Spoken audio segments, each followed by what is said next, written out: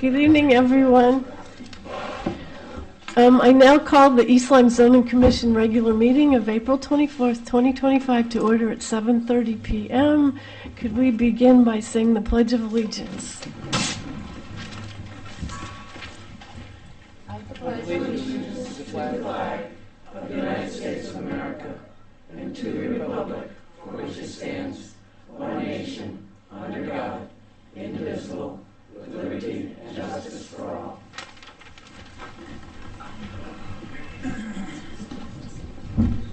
All right. For the record, I'm here. Ms. Kalal? Yes. Mr. Peck? Yep. Ms. Markovitz? Yes. Mr. Foley? Yes. Ms. Jet Harris? Here. Mr. Liska? Ms. Susko? Here. Ms. Uhas? Mr. Mulholland? Here. Ms. LaRocco? And our ex officio, Ms. Hardy? Great. Full house. We'll begin tonight with our public hearing. The first thing up is the application of Eric S. Parker, Esquire, for proposed text amendment to Section 20.26 by adding subsection M of the East Lyme zoning regulations. And let's start by reading Mr. Mulholland's memo. Memo to East Lyme Zoning Commission from Mulholland zoning official to be proposed text amendment section 20 East Lyme zoning regulations dated April 24th, 2025.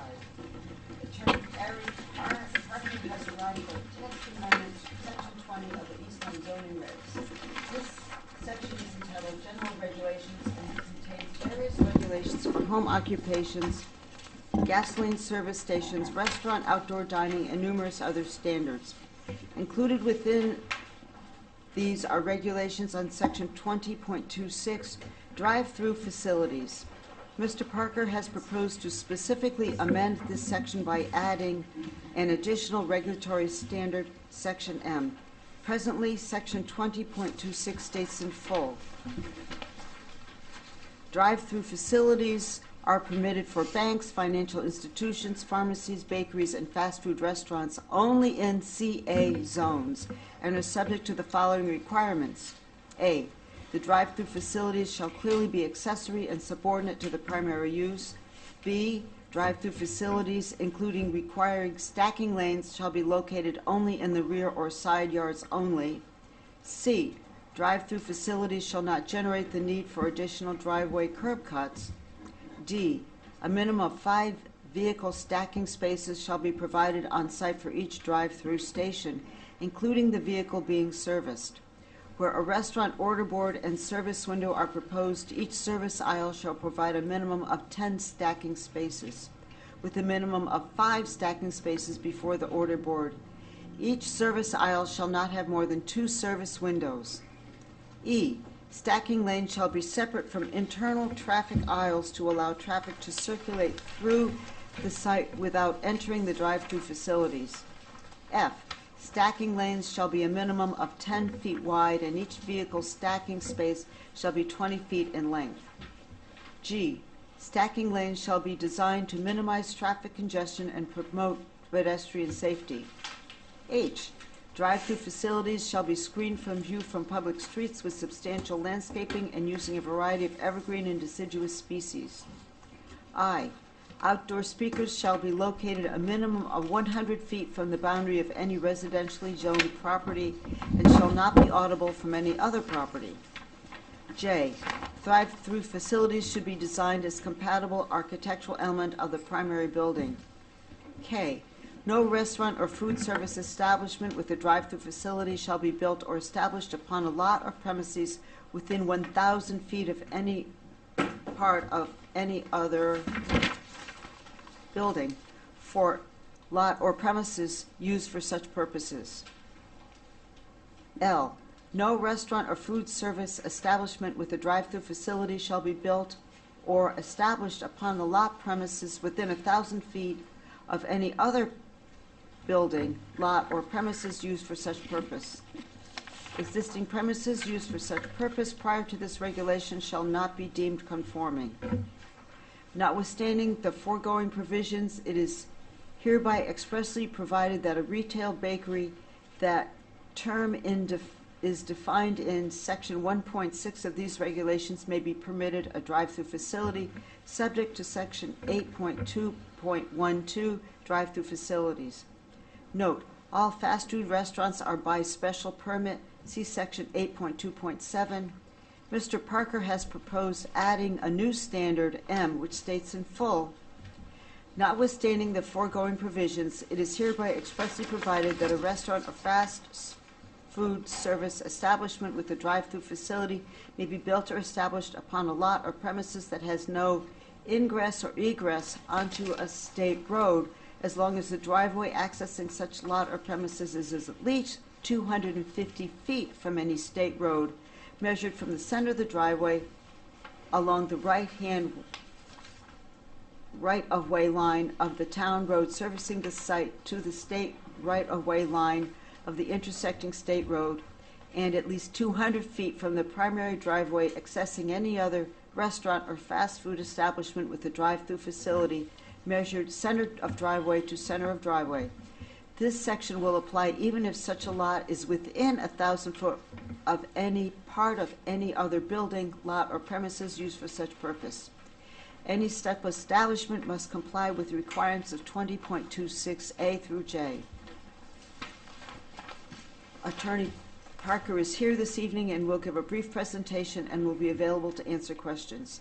The board should ensure that Mr. Parker clarifies the term food service. In conclusion, the Commission should carefully evaluate the proposed amendment and determine whether the proposal would have any adverse impact on future development or whether, as written, it would be in the best interest of the community. Thank you. Would someone like to read the CCOG memo? I'll read it.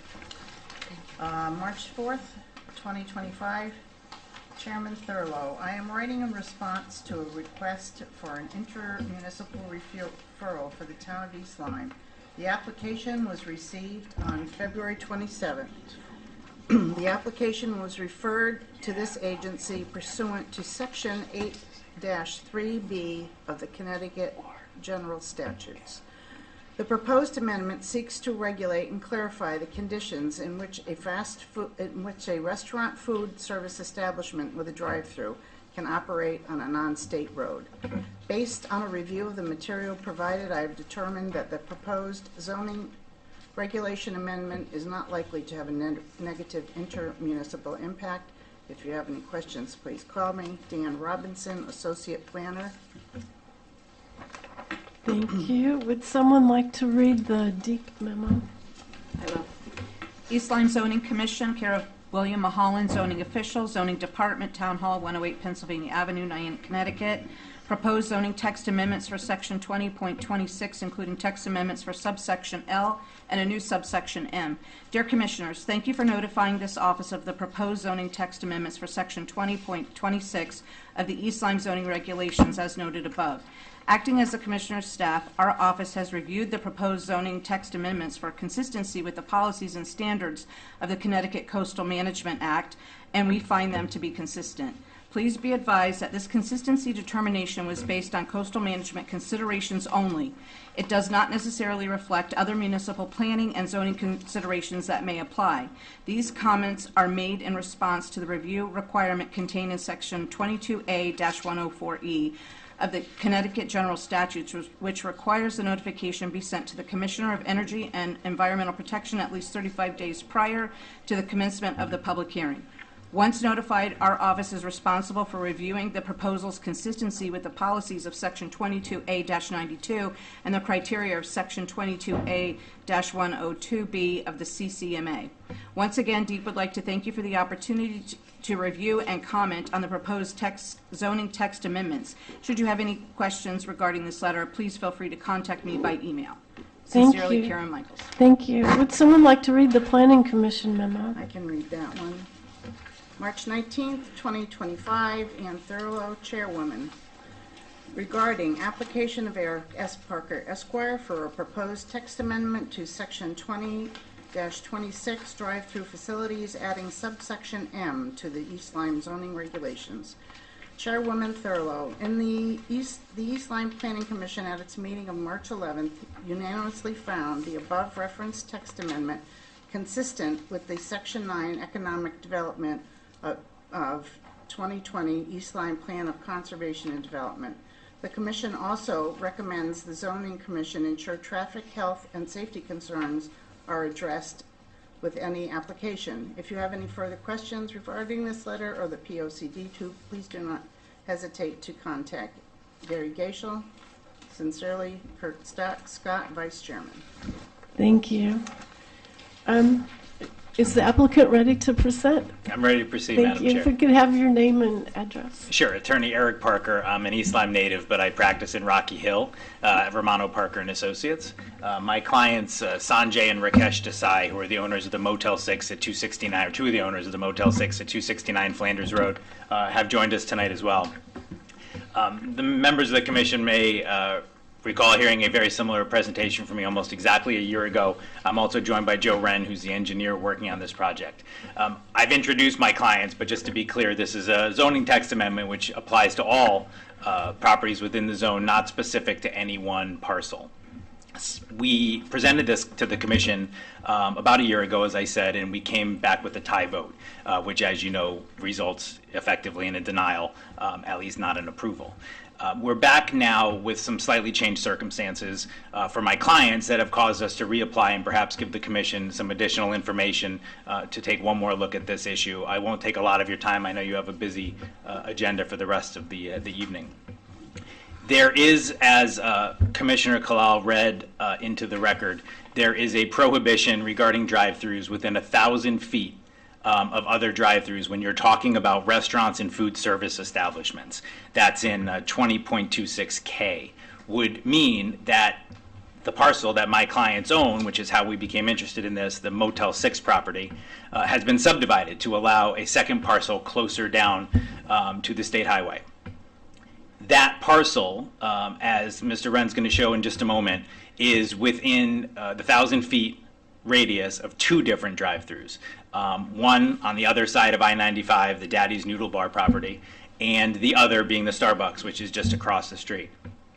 There is a difference with our parcel, however, than every other parcel that could potentially support a drive-through in the entire CA zone, not just what Mr. Wren's going to show you on the map in a moment.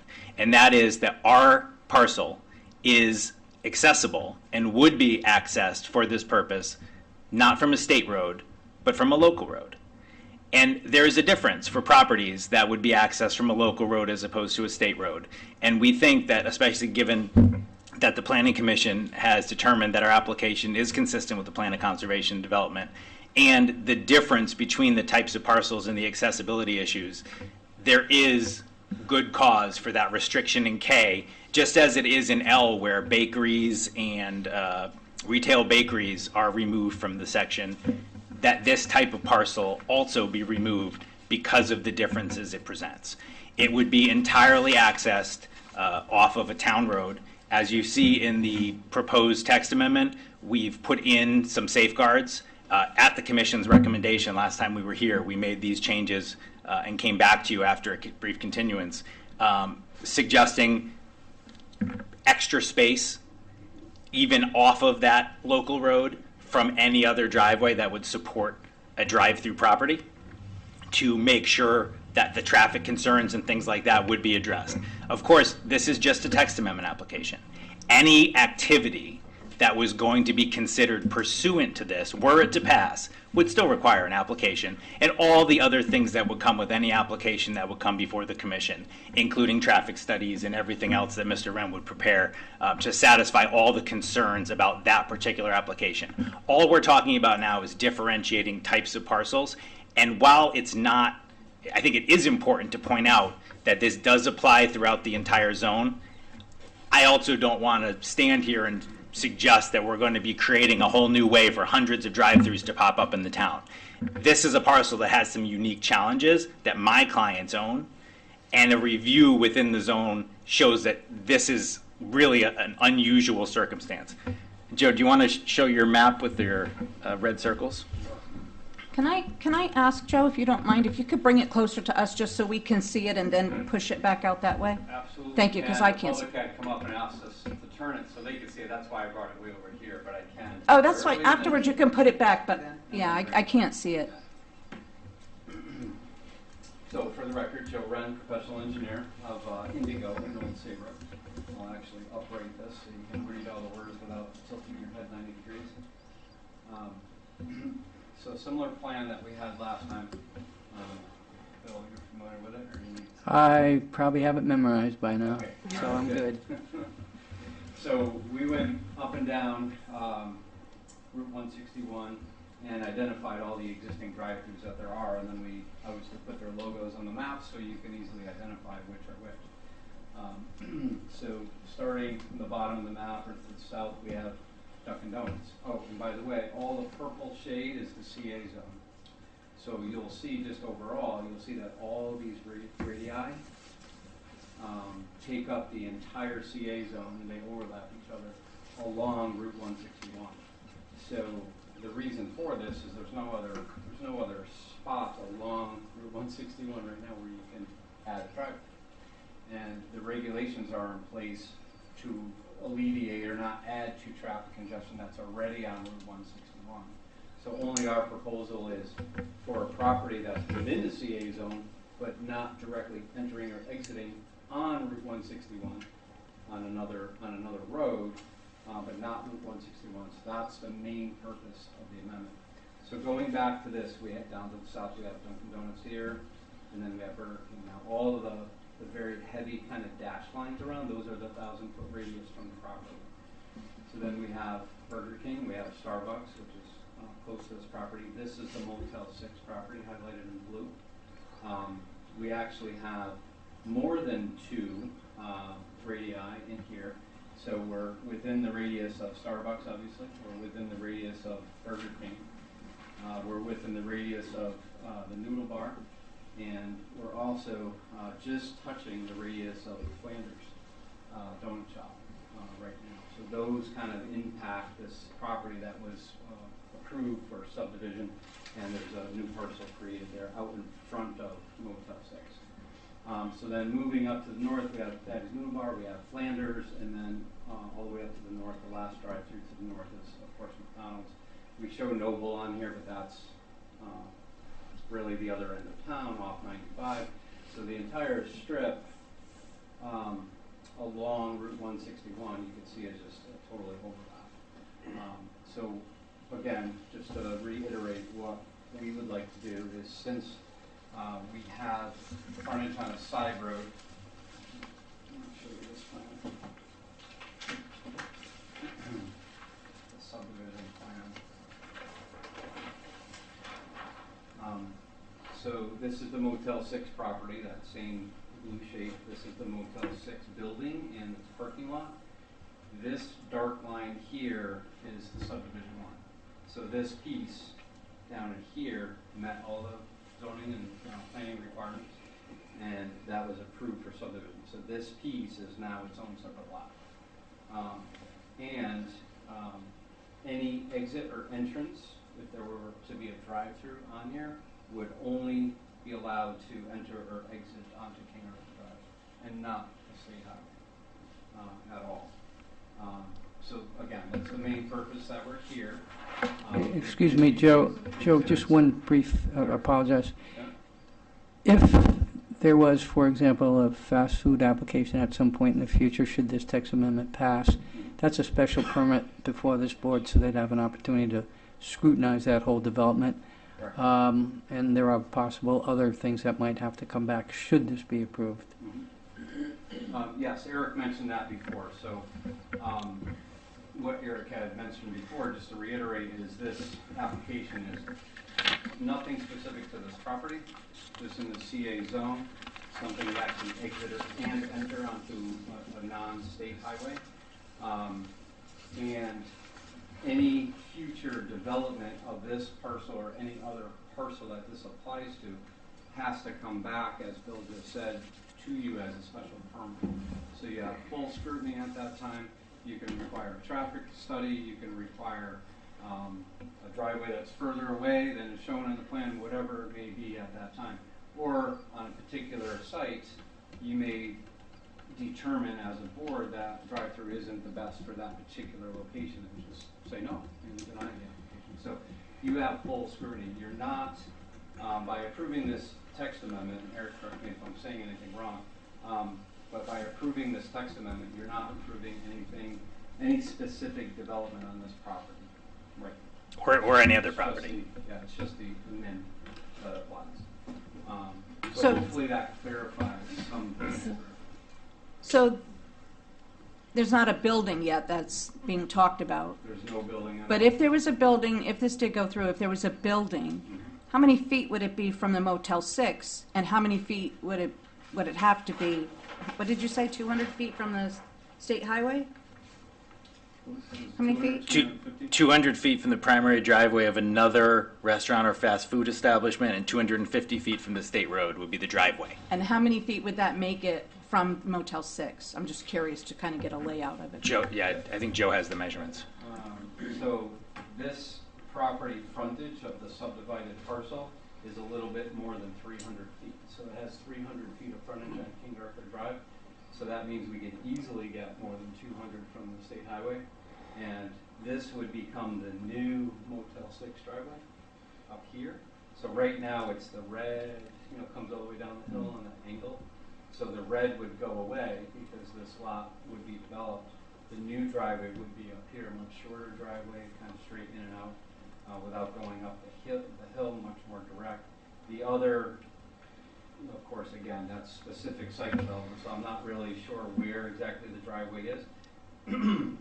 But since the state highway is down here, so it would have to be at least 200, I think was the number from Yes. the state highway? 250 from the state highway, 200 from another drive-through. Yeah. And right now it's 1,000 feet, correct?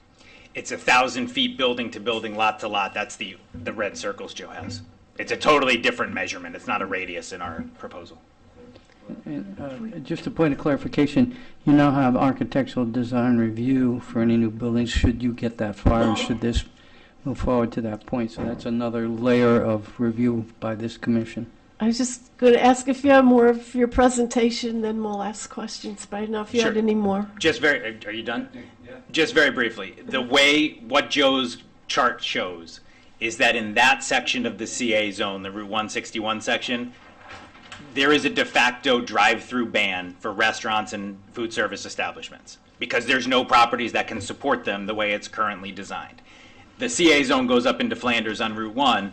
Theoretically, someday a drive-through could be permitted up there, which would make our proposal applicable to a lot there. It is not currently applicable to anything in Flanders simply because there's no drive-through on Route 1 in the CA zone that would throw off the 1,000-foot radius. The 1,000-foot radius only applies to restaurants and food service establishments. It does not, and it says right here, banks, financial institutions, pharmacies, bakeries are different.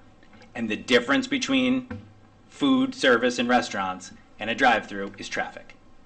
The difference between someone pulling up to a bank teller and someone pulling up to a fast food place is traffic.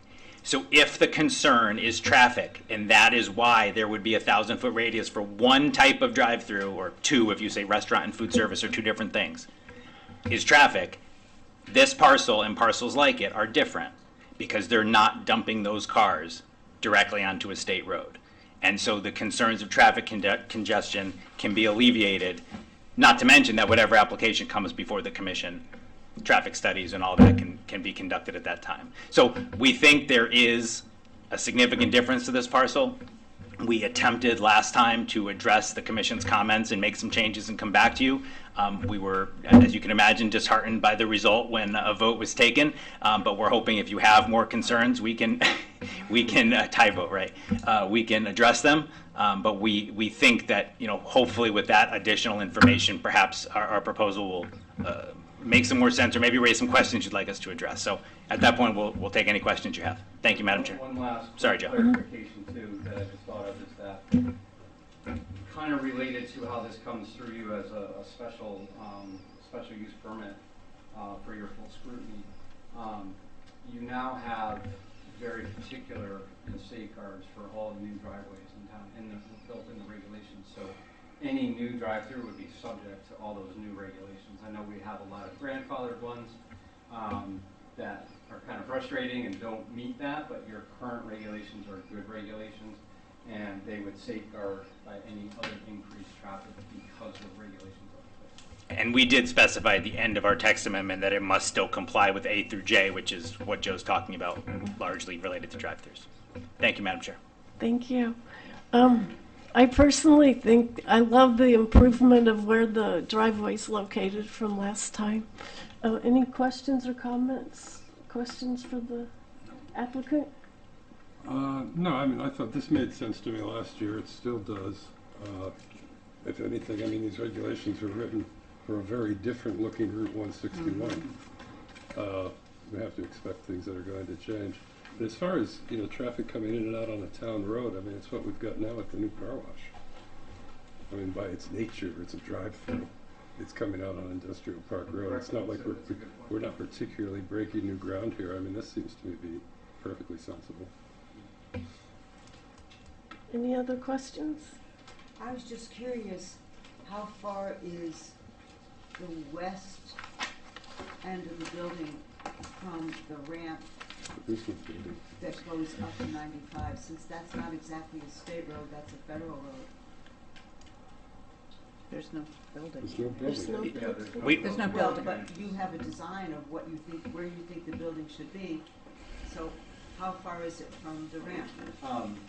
No, there's no design. The only building shown on this map is the existing motel. There's There's this, right no there. building. That's a text box. No, that box is required for subdivision. So that's the minimum rectangle we have to fit on the lot for it to become a lot. Okay. It's not a building. We proposed a subdivision with no proposed activity. We simply split the lot for now. The idea being, obviously, we're here with the anticipation that this might be an attractive parcel for a restaurant or a food service establishment, but it might be a bank or a pharmacy or something completely different that doesn't need a drive-through. We just don't know, so it's premature to answer that question. That would be something when we come back with for site plan review or a special permit application. Okay. Okay.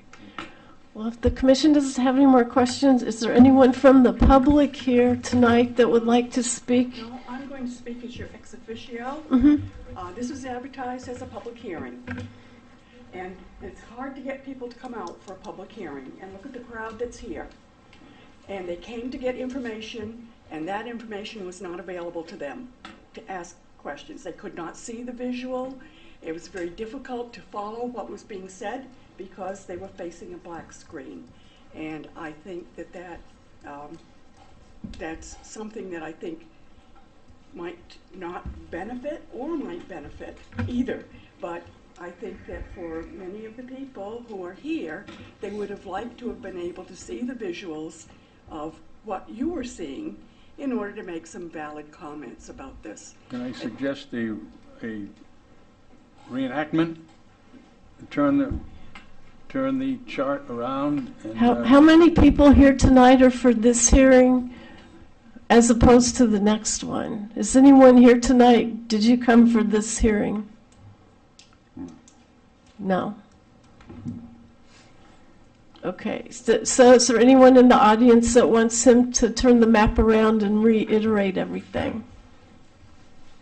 No, okay. So is there any comment for this project from the audience tonight? Against the project? Any neutral comments? Move to No. close the public hearing. Is there a second? Second. All those in favor say aye. Aye. Aye. Opposed? Close 600. Thank you. I appreciate the attention. Thank you. Moving on for our next topic, the East Lyme Zoning Commission proposal to rezone the existing RU80 zoning district northerly of Interstate I-95 as identified on the official zoning map dated 2/7/2024 on file with the town clerk from its RU80 designation to an RU200 designation, and also accompanying the zone change is a proposed text amendment to create a new zoning district identified as Section 2A entitled RU 200. This section would regulate uses and dimensional requirements in the new zone. The uses and dimensional requirements are the same as in the RU 80 district, except for lot size. And Mr. Mulholland, did you have anything to add to that? I don't at this time, Madam Chair. Thank Okay. you. Let me just add, as a result of the recommendation of a zoning commission subcommittee, the board voted to bring a proposed zone change and text amendment forward to a public hearing. The purpose of the hearing is to receive comments, concerns, and testimony from the public and interested parties. Because of the large turnout, I would ask that folks limit their comments to 3 minutes so that everyone has a chance to speak. Thank you. Next, I think we're going to read the CCOG memo. March 17, 2025, to Ann Thurlow, Chairman, Zoning Commission, Town of East Lyme. Dear Chairman Thurlow, I am writing in response to a request for an intermunicipal referral for the Town of East Lyme. The application was received on March 10th. The application was referred to this agency pursuant to Section 8-3B of the Connecticut General Statutes. The proposed map and regulation amendments seek to rezone the existing RU 80 zoning districts north of I-95 to a new RU 200 zoning district.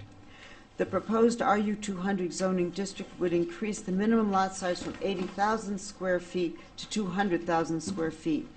SECOG notes that the proposed change will reduce the overall capacity of this zone to accommodate additional housing. However, based on a review of material provided, I have determined that the proposed zoning map and regulation amendments are not likely to have any intermunicipal impact. If you have any questions, please contact me at 475-328-1727. Sincerely, Dan Robinson, Associate Planner of Southeast Council of Governors. Okay, next we have a memo from the Planning Commission. It's rather lengthy, so if you just want to read the first page that sums it up, it will be in the record for anybody that wants to read it. To Ann Thurlow, Chair, East Lyme Zoning Commission of East Lyme. Read the application of the Zoning Commission for the proposed zone change and map change to rezone all of the existing RU 80 zoning district as delineated on the East Lyme zoning map northerly of I-95 to new RU 200 zoning district, and the application of the East Lyme Zoning Commission for a proposed text amendment to the East Lyme Zoning Commission regulations by adding a new section 2A RU 200 and updating the section identifiers as necessary.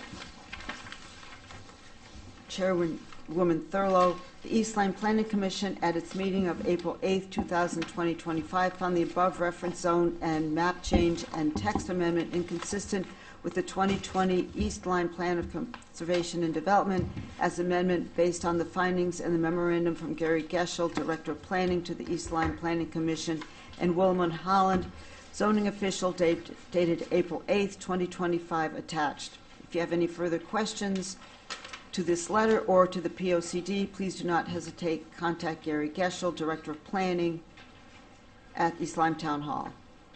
Brian Baumbach, Secretary. Okay. Well, since this text amendment came from a zoning subcommittee, I'd like to ask Ms. Jet Harris to kind of go over the proposal.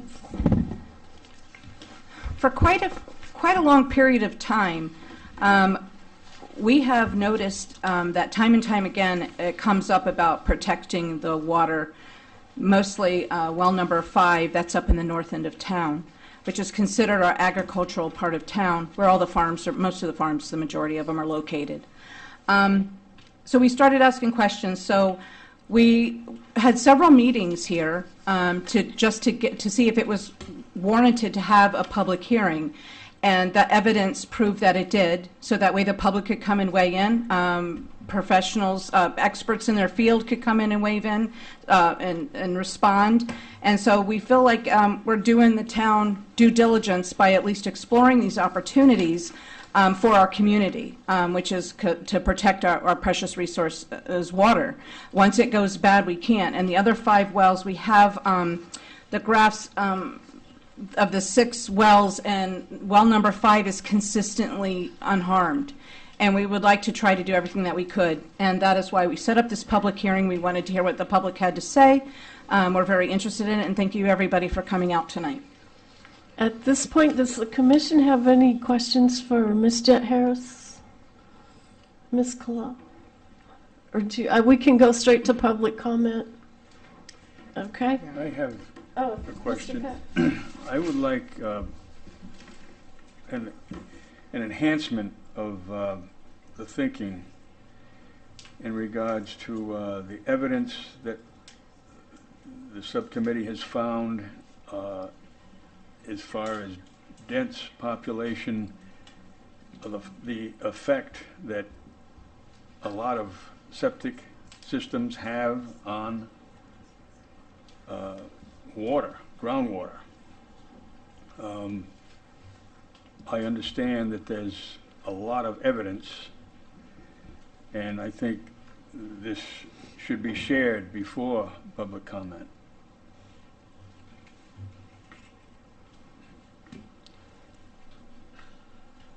Do you have any? We have the big map. Are you talking about where what water is around this area, or the number of houses? You just touched on well water, this and that, Where's your big map? and I just like you to enhance Sure. the presentation in regards to how this works, so the septic systems, the evidence, where it came from, the studies that have been made, just to complete the presentation. Okay, we can do this. Might want to stand up so you can see it. So, There is a map over there to the left, a big map that everyone can see, and it shows where all the water is, and that has the diagrams of where they are in the wells as well. so the wells are located. If you follow the map from the white section all the way down, the northern white section is the highest elevation in town and provides the least impervious surfaces so that water, when it rains, filters down from the high elevations to the low elevations, therefore keeping water cleaner because it gets filtered through the natural topography. We have Dr. Jamie Vaudry in the audience, and she's way more qualified to speak to this, but we spent hours going over her reports to make sure that we were accurate in what we've figured out. And basically, the top of the white part is the high part, and the land falls away from it, so any water in the top of it flows to the east and the west. When it flows to the west, it flows into the 4 Mile River aquifer. When it flows to the east, it goes to the Niantic River and then out to the Sound. Hugely important. Now, we have not talked about septic systems per se. However, septic systems are, I believe, according to the data, 35% of all septic systems leak after 20 years. The town of Clinton has put a system in place where everybody has to register and prove that they pump their septic systems every 5 years. That's next on the agenda, is to get the septic systems cleared up. But Dr. Vaudry can speak way better to that than I do because she's got the data. What else can I answer, Norm? Did I do it? As much as you got. God, I could go all night. Okay. We don't like that. Okay. But septic systems are a big impact, particularly along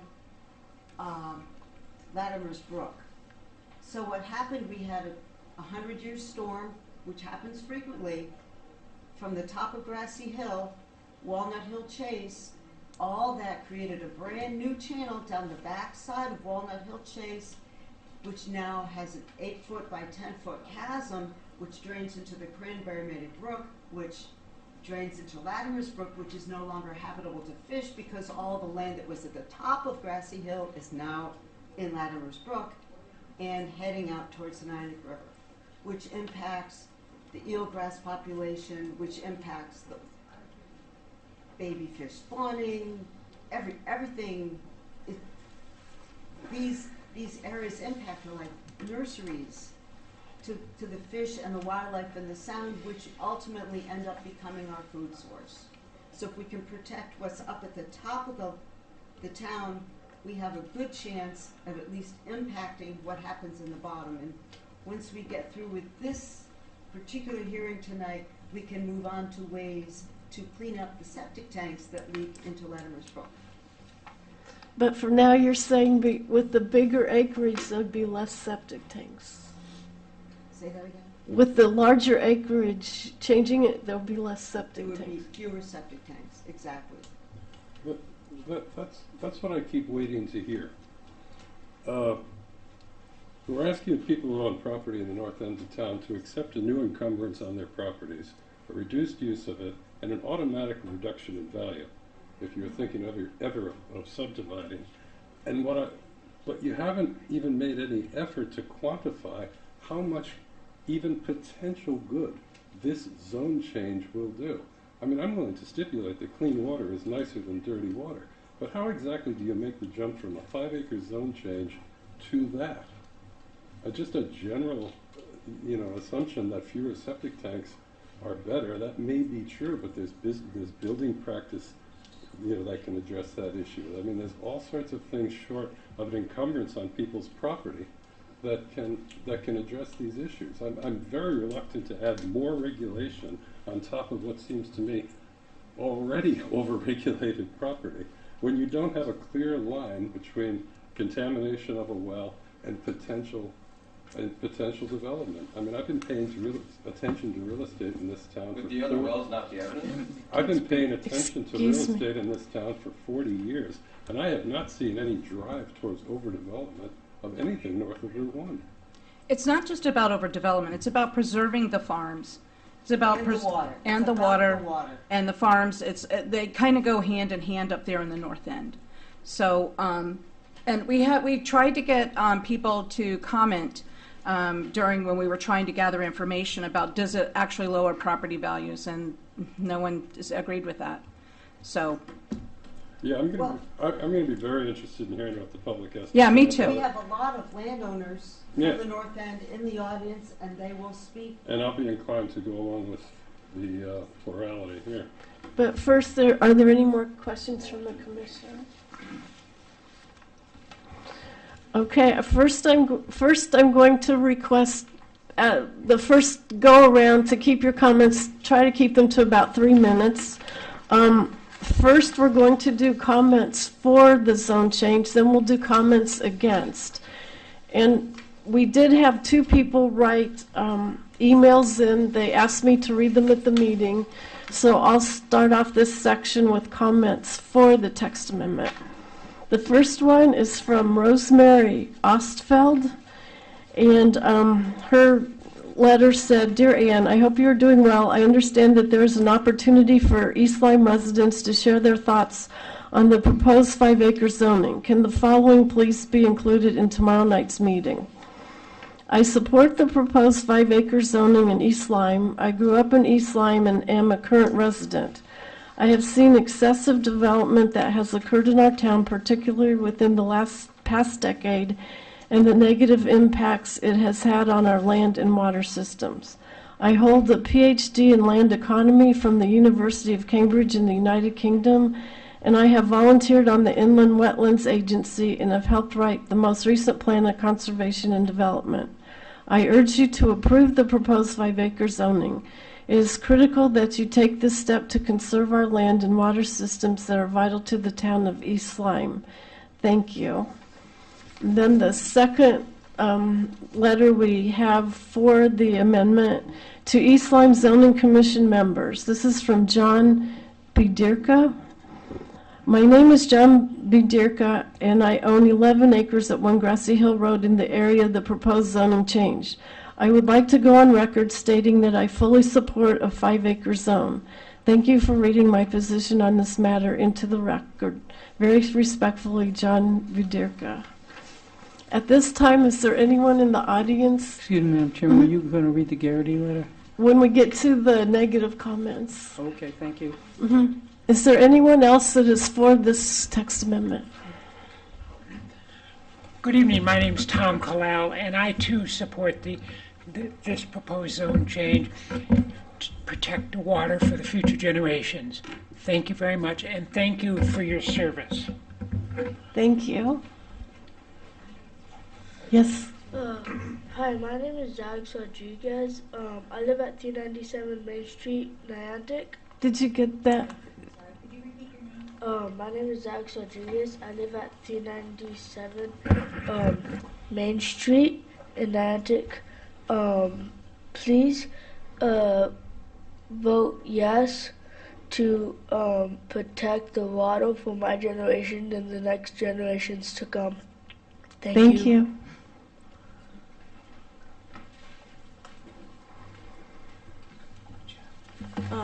My name is Penny Howell Heller. I live on 61 East Patagonia Road in Niantic.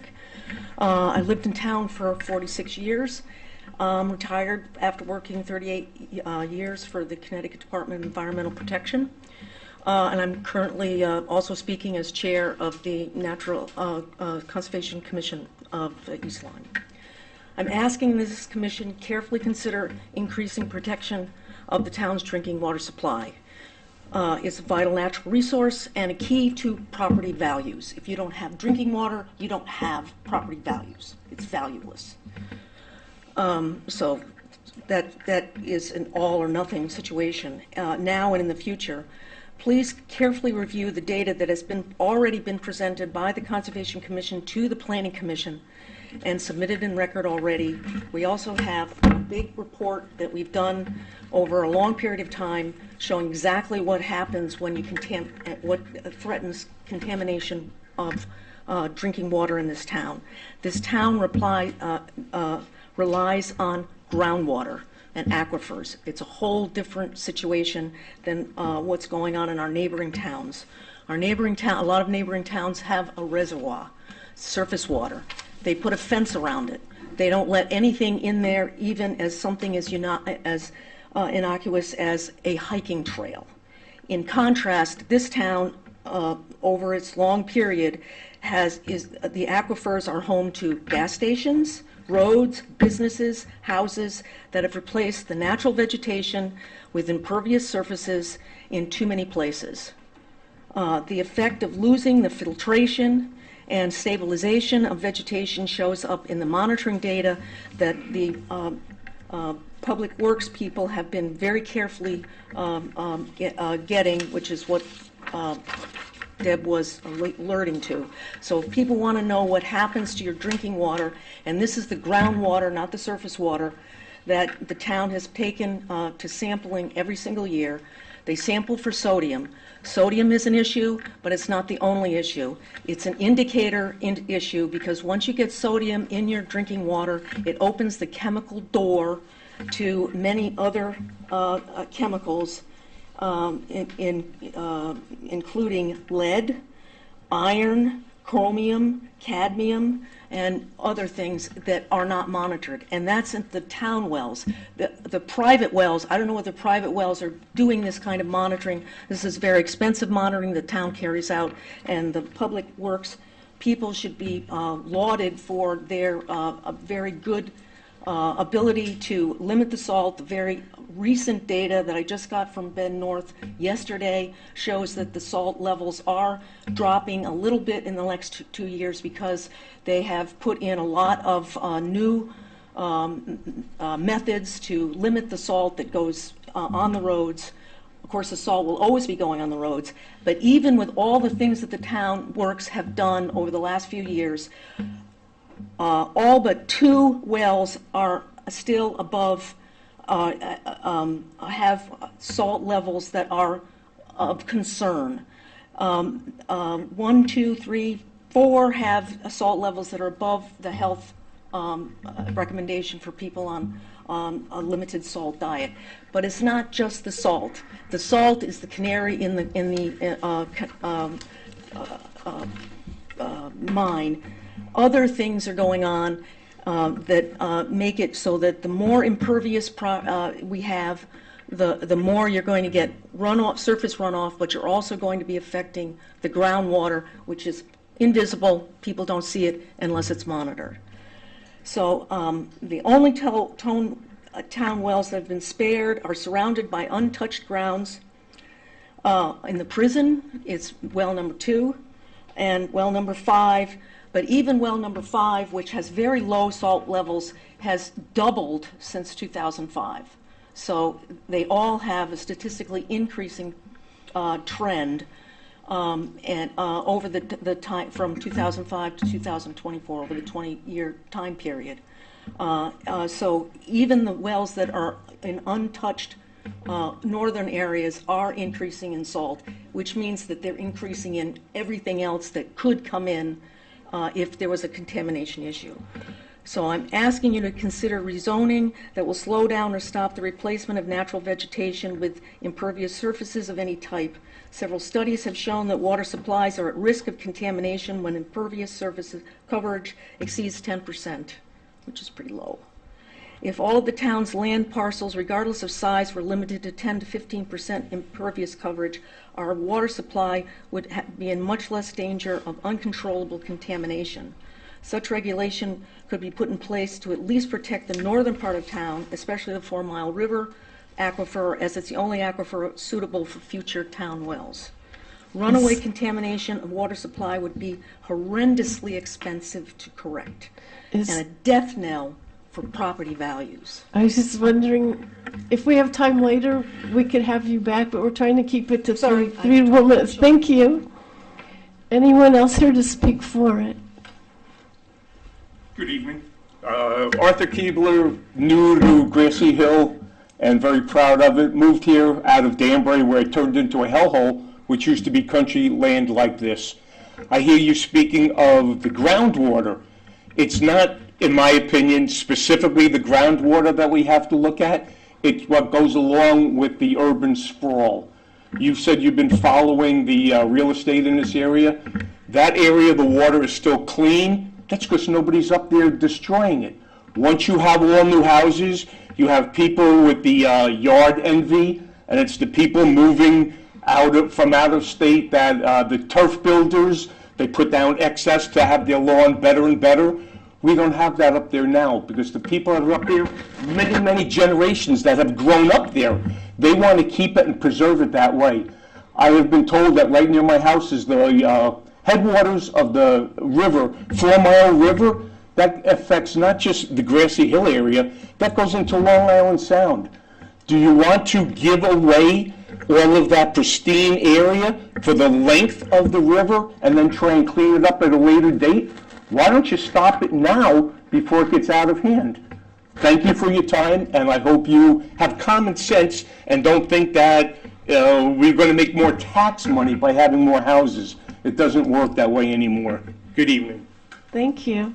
Anyone else here tonight to speak for the amendment?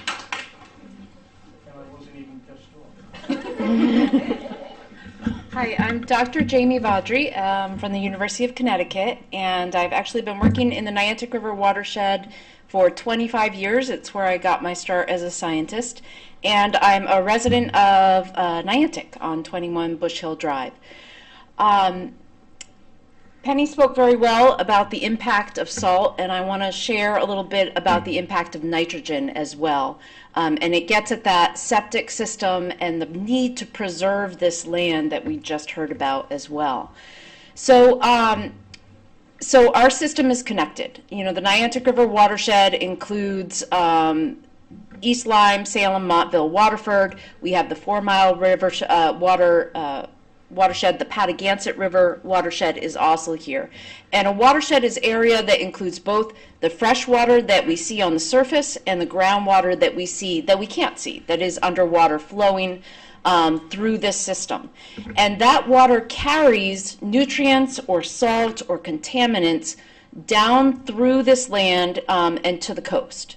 So if we look at Niantic River is one of our coastal areas that is on the edge. It's doing really well in terms of our bays and harbors throughout Long Island Sound.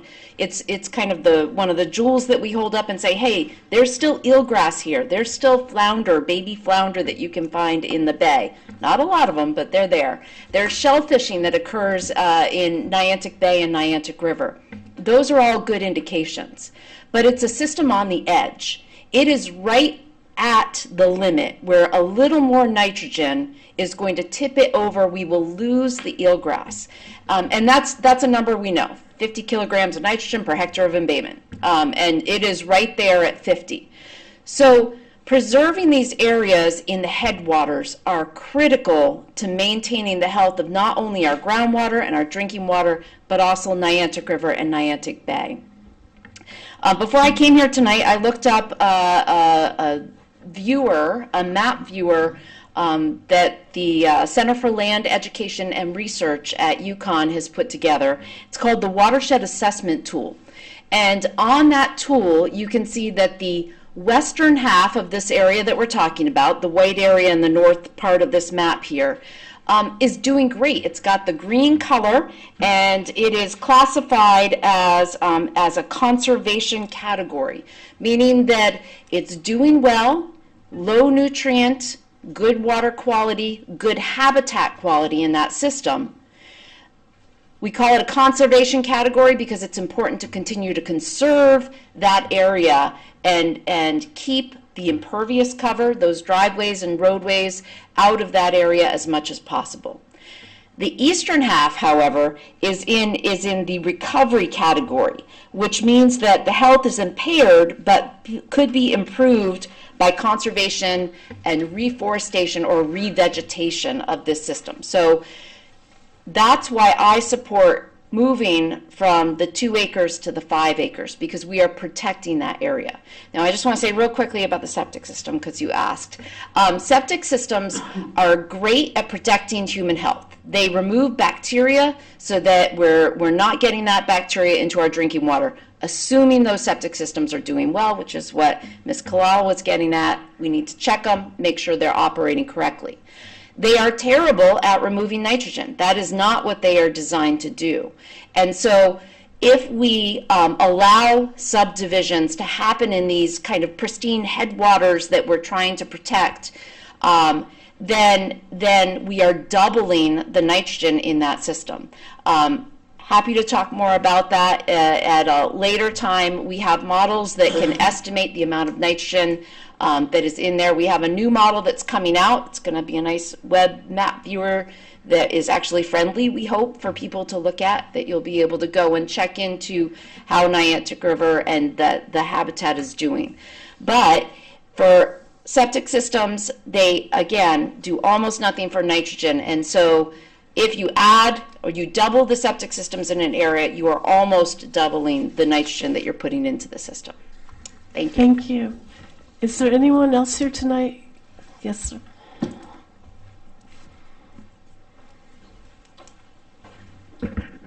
Bruce Cohen, 31 Upper Walnut Hill Road. I've been here for probably 15 years. I love the technical information that I'm hearing. I would like to hear more about it. I think it's very important to support this project. The data that I have seen to date, which is minimal, is there is over a 20-year trend in increasing salt levels in many of the wells. That's 20 years of data in hand. That it's not going to change unless you make a change. All right. So if you just shut your eyes and you make it go away, it's not going to go away. And it's not like 2 years of data. We're talking about 20 years of data. So this is a significant issue, and action needs to be taken. Thank you. Is there anyone else here tonight to speak for the amendment?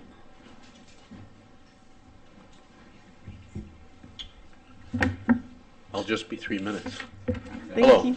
Mark Christensen. I own 13 acres in the area of the proposed zone change at 66 Grassy Hill Road, and I support the 5-acre zone change that directly impacts my land. Here's some of the reasons. Page 63 of the 2020 POCD mentions the highest priority should be placed on maintaining undeveloped woodlands, particularly those areas surrounding Powers Lake, Patagonia Lake, Bride Lake, Dodge Pond, Darrow's Pond, Stones Ranch, and the Yale property. Most of those areas fall within this proposed zone change. In section 5.2.1 of the POCD, it states, aquifers and recharge areas must be protected from chemical and biological pollutants. The biological pollutants would be what Ms. Vaudry was just speaking of. Unfortunately, the aquifer protection area at exit 74 is the most heavily developed area with the highest traffic count. Sodium levels in nearby wells are well above the 28 part per million levels advised by the state, and they seem to get worse each year. Clean water from the yet untapped 4 Mile River aquifer will be needed if we want a clean water source for the future. I attended the April meeting of the Planning Commission in which they rejected the 5-acre zone change proposal. Their discussion and reason for denial centered around the need for affordable housing. They felt that this zone was an acceptable area for affordable housing developments. They felt that this denial, their denial of the 5-acre zone change, would be in agreement with the POCD. However, it is clear that their denial of the 5-acre zone proposal is not in agreement with the POCD. There are 3 IHZ zones, or incentive housing zones, for affordable housing, all in Niantic. They're not in the north. They're in Niantic. Why? Because that's where the public transit is, that's where the sidewalks are, that's where the sewerage is, the public sewerage, that's where the city water is. It's not brain surgery. I don't know how they messed that one up. See page 62 from section 7.2.2 of the 2020 POCD. It seems clear that they did not have a full review of the 2020 POCD, even though it's their own document.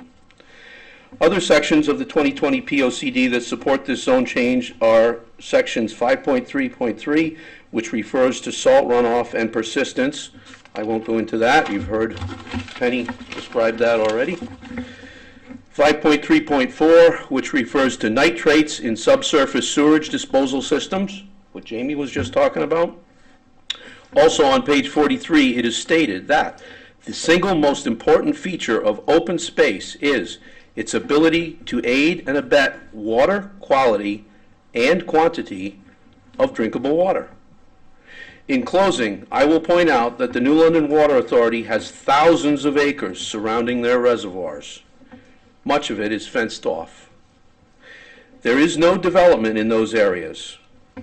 In East Lyme, we have our most heavily developed area smack dab on top of an aquifer protection zone. And unsurprisingly, the aquifer is becoming contaminated with sodium, with the trend increasing. Protecting watershed areas in the north end of town needs to be done now for the future growth of East Lyme. Thank you, and I hope you do the right thing. Thank you. Anyone else here tonight in favor of the text amendment? Yes.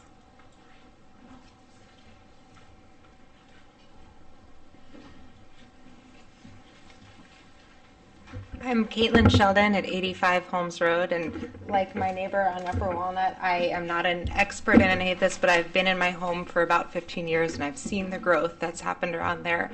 My kids, who I left outside to read because learning about contaminated water I think is too alarming, but they're the 3rd generation who's living in our house and on our land, and I fully support the zoning measure to increase the size to 5 acres. Thank you. Thank you. Anyone else here tonight to speak in favor? Okay.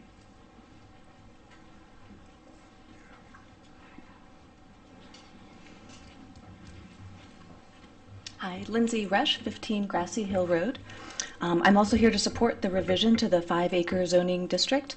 I've only been in town about 6 years now, but I moved to the northern edge of East Lyme primarily because of its rural character. There are lots of places in this area that have suburbs and busy neighborhoods and amenities, and it is a treasure that we have the rural character country roads and large tracts of forest at the northern edge of town. I really enjoyed hearing the other experts and citizens here who spoke about various parts of the POCD and the science. I just wanted to add one other part of the 2020 East Lyme Plan of Conservation and Development that I don't think was already mentioned. Chapter 7, under residential development, 7.3 recommendations. Number 1, evaluate the options for reducing future impacts on water and soil resources, particularly in the northern end of town where there are larger remaining tracts of undeveloped land. That was the number 1 recommendation in our own POCD.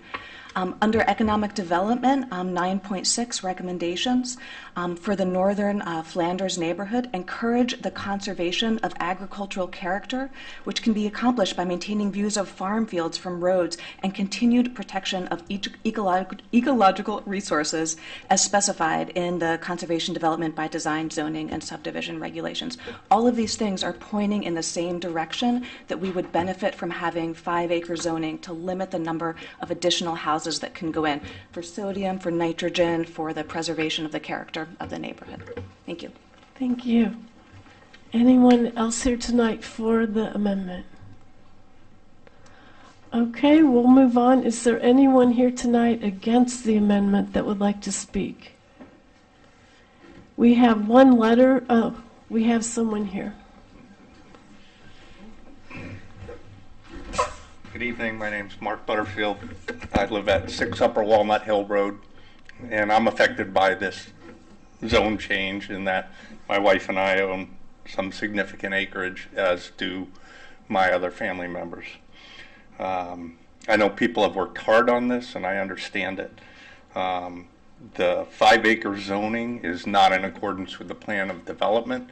That looked at a potential 50% increase in the zoning from to 3 acres, which I can accept that may add some value, but to essentially, as Mr. Foley said, depreciate my property value seems extraordinary to go to a 5-acre, 150% increase.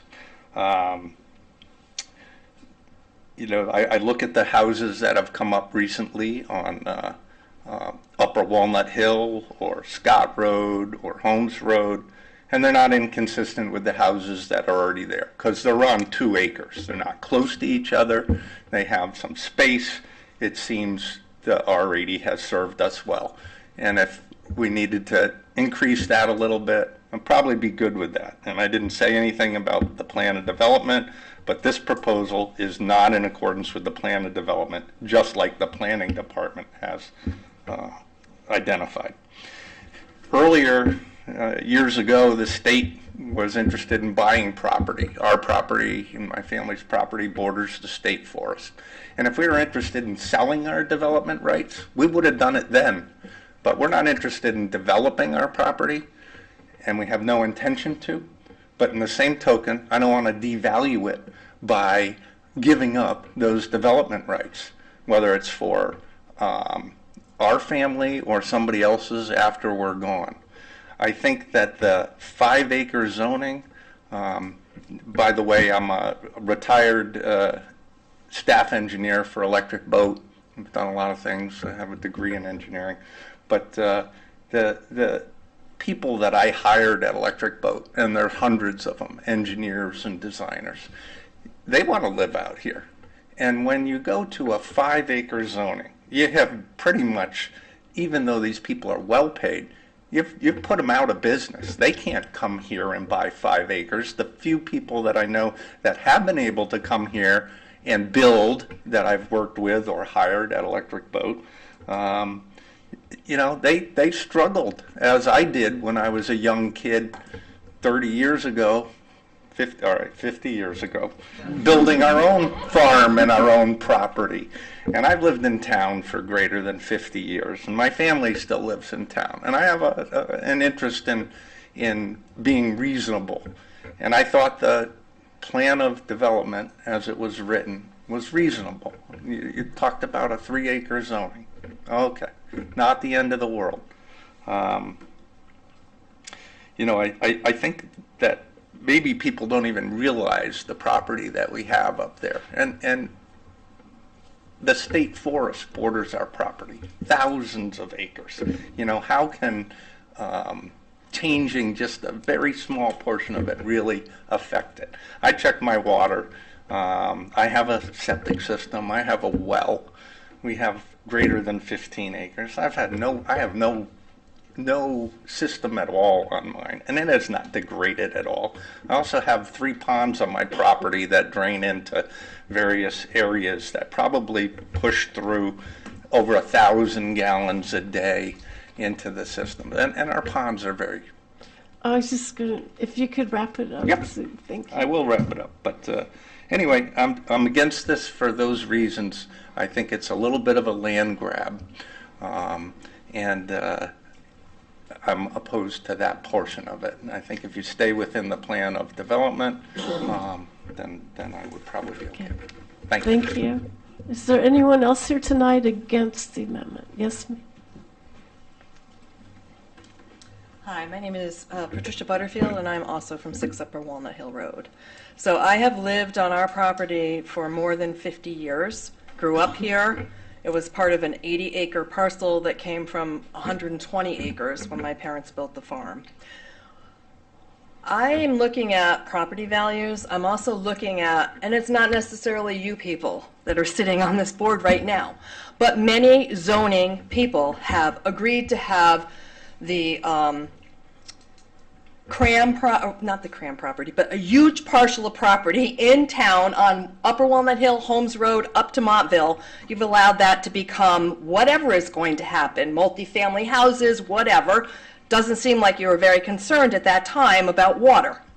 You've allowed another big farm years ago to now become more houses. Went through, doesn't seem to have been a problem back then. There are many states that don't use salt on their road. Any thought about maybe going that direction? Is there going to be any compensation if you increase building lots to 5 acres up there for our taxes? Are we going to have reduced taxes? We get reduced services because we live up there, as it is now. Just a question. Anybody thought about that?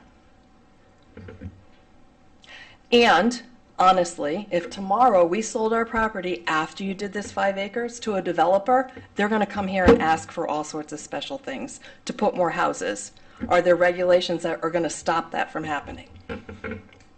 Has anybody thought of that?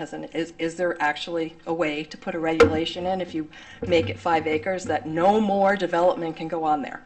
They can't scoop up 20 acres, 40 acres, 50 acres and put 100 houses on it. So doing this may hurt a lot of us financially. I am all for the water needs to be cleaned. But it doesn't just start at us. It starts at the mess down here. It starts at looking at what's getting dumped on the road. It's a whole system. It's not just penalize those of us up there that have lived there forever, the way that we live, so that everybody else can be happy down here. I think it's a multi-system thing, that it's not just us, it's all of the people in town. Thank you. Thank you.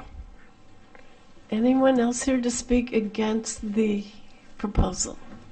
We do have one letter to read that was sent in by an attorney that Mr. Foley's going to read for me. Okay, great. All right, this is from, who's this from? Mr. Attorney Paul Garrity. Dear Chairman Thurlow, I write on behalf of my client, Develop Partners, LLC, in opposition to the proposed zone change, which would affect my client's property located on Holmes Road, known as Assessor's Map 57, Lot 30. As an initial matter, I believe that the disqualification of Commissioner Nancy Kalal is required pursuant to Connecticut General Statute 8-11, given her ownership and or beneficial interest in property known as 80 Grassy Hill Road, Assessor's Map, blah, blah, blah. The cited statute reads in pertinent part, No member of any zoning commission or board shall participate in the hearing or decision of the board in which he is directly or indirectly interested in a personal or financial sense. Secondly, it does not appear that the Town of East Lyme Zoning Commission has complied with either Connecticut law or its own zoning regulation as follows. The application fails to include an accurate description by meets and bounds of the lots included in such proposed change. The reference to the outdated zoning map on record in the East Lyme Town Clerk's office is not sufficient to comply with zoning regulation 28-2 in this regard. Moreover, CGS 8-3A requires a copy of such proposed regulation or boundary shall be filed in the office of the town, city, or borough clerk, as the case may be, in such municipality, but in the case of a district, in the offices of both the district clerk and the town clerk of the town in which such district is located, for public inspection at least 10 days before such hearing, and may be published in full in such paper. The purported zoning map included in the outline materials for the April 24, 2025 hearing fails to include my client's Holmes Road property and is therefore inaccurate. The Town of East Lyme Planning Commission at its April 8, 2025 meeting found this rezone application to be inconsistent with the town's plan of conservation and development. The online materials for the April 24th hearing fail to include the reasons for the Planning Commission's decision, despite it being provided to the Zoning Commission over 2 weeks ago. The concealment of the finding of the Planning Commission and other documents are legally inappropriate. The public notice of this proposed zone change in the New London Day newspaper failed to properly include the legal descriptions of the properties affected by this application, in violation of Connecticut law. The proposed zone change represents an unlawful taking without compensation, in violation of the Fifth Amendment of the United States Constitution. The proposed zone change would violate Connecticut General Statute 8-2 as it ignores the directive to address significant disparity in housing needs and access to the educational, occupational, and other opportunities. The directive to provide for development of housing opportunities, including opportunities for multifamily dwellings, consistent with soil types, terrain, and infrastructure capacity for all residents of the municipality and the planning region in which the municipality is located, as designated by the Secretary of Office of Policy and Management under Section 16A4A. The directive to promote housing choice and economic diversity in housing, including housing for both low and moderate income households. The directive to expressly allow the development of housing which will meet the housing needs identified in the state of Connecticut's Consolidated Plan for Housing and Community Development, prepared pursuant to Section 8-37T, and in the housing component and other components of the State of Connecticut Plan of Conservation and Development, prepared pursuant to 16A26. The proposed zone change violates the Connecticut Fair Housing Act, Connecticut General Statute 46A 64C, which provides that it shall be a discriminatory practice to make unavailable or deny a dwelling to any person because of race, creed, color, national origin, ancestry, sex, gender, identity or expression, marital status, age, lawful source of income, familial status, or status as a veteran. The proposed zone change is intended to make housing unavailable because of race and or lawful source of income in violation of the Connecticut Fair Housing Act. The proposed zone change violates Article 1st, 8, 10, and 20 of the Connecticut Constitution, in that the intent is to contravene the welfare of the state citizen, as the proposed zone change's true intent is to block the development of affordable housing, exacerbate the ongoing shortage of affordable housing in the region, cause, maintain, or perpetuate socioeconomic and racial segregation in housing, maintain and perpetuate inequalities in the access of low and moderate income families to opportunities, including good schools, safe neighborhoods, and other critical resources. Finally, this application rather clearly ignores the roles of other land use commissions, town staff, and requirements and processes currently in place to protect water quality, which include the Wetlands Commission, the DEP 2024 Stormwater Manual requirements, and the Erosion and Sedimentation Control Plans approval requirements.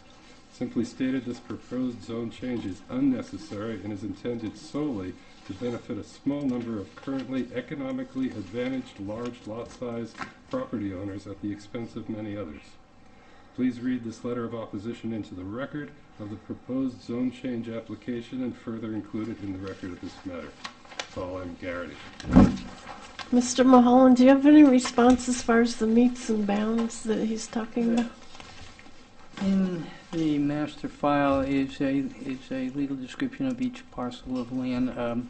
Jessica, our admin, has a list. We have it in the master file of all the properties affected, along with all the deeds. And I think I believe there's a perimeter description as well. So it's yet to be determined whether that's adequate or not. We're certainly not in a court of law.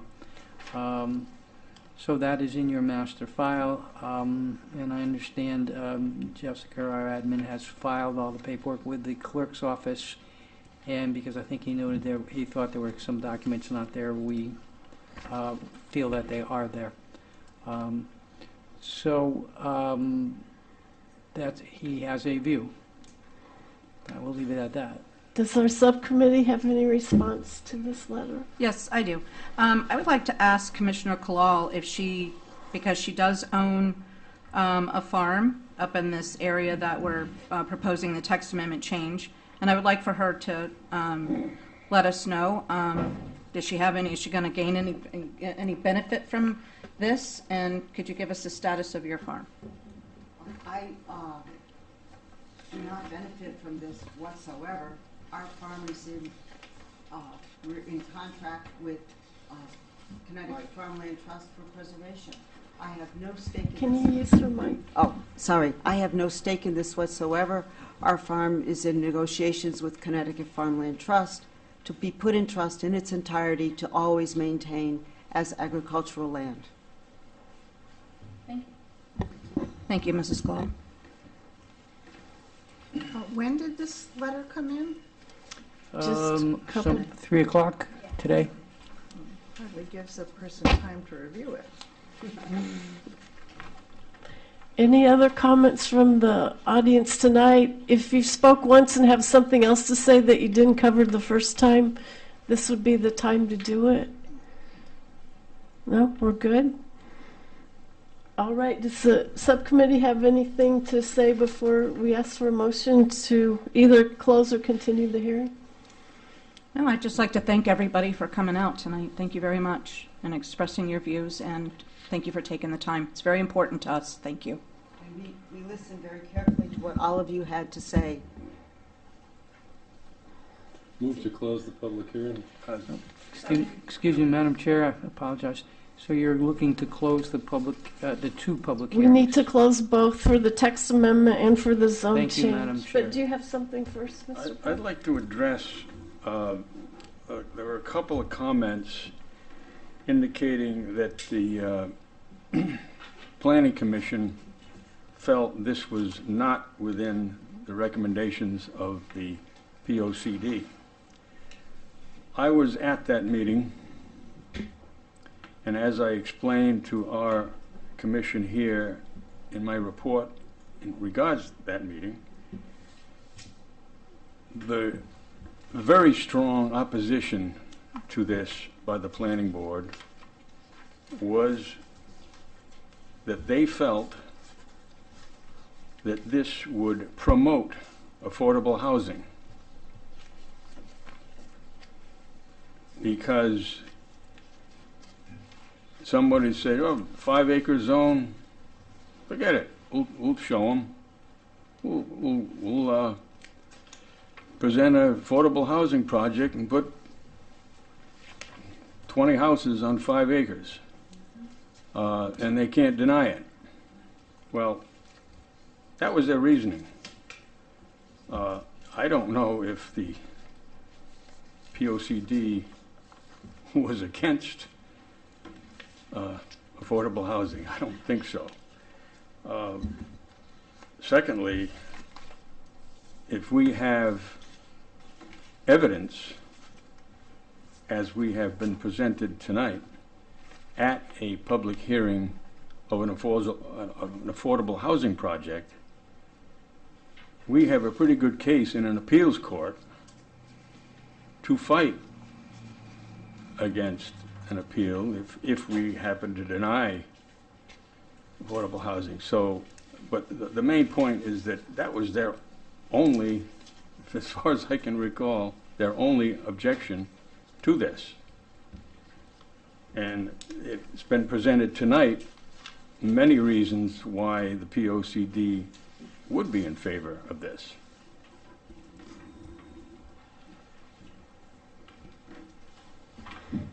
I'm wondering, is there a reason that why we would want to continue this? Is there any further research we need to do to address Mr. Garrity's letter that we should continue this public hearing? I would like to make a comment about that. No, I don't believe that we need to continue it. We took several months and 2 months to be exact, hundreds of hours in getting the data to the commissioners here in front of us just to get enough information that would warrant a public hearing. So we got this letter at 3 o'clock, and I mean, I'm not surprised by what it says, actually. I don't agree with it, and I agree with what you said about the Planning Commission. We're not talking about affordable housing here. We're talking about water. They're two separate issues. So I think that we've had enough time. Everybody's had enough time to review all the information, and I would like to hope that we can move forward. I just have one last question before we close it. We'll go 2 to 5. I'm just curious why you chose 5 acres as opposed to 3, 4, 6, 7. 5 acres, when we went back and read the information from Dr. Vaudry that we looked up, we didn't call her, we looked it up. The Department of the Commission on Conservation here in town, they're a great resource for our town. And sadly, they're hardly ever listened to. We read the information, and that's how we gathered it to bring it to the commissioners seated here. We felt that it was important because we kept seeing the same thing over and over and over again. So we were like, okay, well, what can we do? Because we're volunteers up here. We don't always get it right, but there's one thing that we do get right is we really do care about the development of the town. We care about the water. We care about natural resources. We care about all of that. And like Dr. Vaudry said, it's all a system. It all runs in it. They're all related. And just like one of the speakers tonight, Mrs. Butterfield stated too, that it's not just one thing. So if we don't do something now, we wanted to further invite people here so that they can, let us know. We have 2 experts here. We have the residents here, and we care about what they think as well. And so that's how we came up with the 5, because 5 would definitely keep the area clean, as what Dr. Vaudry stated. So that's why we went with 5. And also, too, just so you know, Waterford, the part that abuts East Lyme, and I don't know about Montville, but I know about Waterford. They did this back in 1999. We have emails, which I've submitted before to this commission, stating that we should have done this, or they wanted to see this done when they did it with Patagonia Hills, and they wanted to see it done at the north end of town, too. Everything that they wanted to do to protect the water systems. So that is the reason why. So 5 acres... it's really not a lot when you think about, like one of the homeowners here said that they're never going to sell their land, which is good. It's been in their family for 3 generations. I mean, we would like to keep fostering that. If we don't do something about the water, it could really could be a very bad situation. Just like Dr. Vaudry said, it could tip at any time. So by doing it with 5 acres, it just protects the East Lyme and the water and the north end of town. Thank you. Can I say something? Sure. I heard what Ms. Butterfield had to say, and I understand this is a scary move, but after researching through several people about property values, I've come to the conclusion that no one can agree or disagree whether they go up, down, or sideways. Most people thought values would be what they were, whether it was 1 acre, you got X amount of dollars, you got 5 times that for 5 acres. No change, according to what research I've done. Do we have a motion to close both the text amendment and the zone change hearing? Or Yes, so moved. Second. All those in favor say aye. Aye. Aye. Opposed? Abstain? Pass 600.